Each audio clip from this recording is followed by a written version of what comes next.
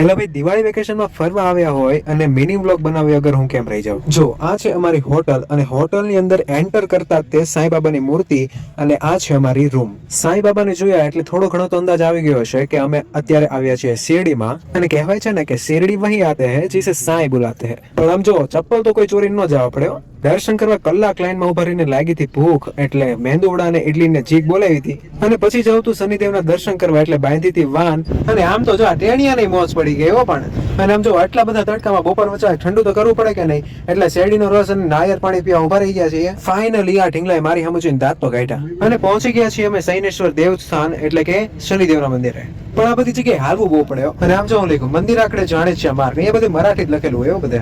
અને લ્યો તમે પણ કરી લ્યો શનિદેવના દર્શન ઘરે બેઠા.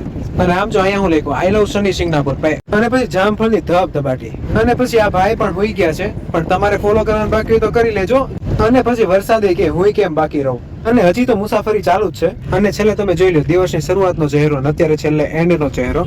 પણ આપણી ટ્રીપ હજી પૂરી નથી થઈ એટલે ફોલો કરી લેજો એટલે આવતીકાલનો મિની વ્લોગ પણ તમને મળી જાય. ચલો મળીએ આવતીકાલના વ્લોગમાં.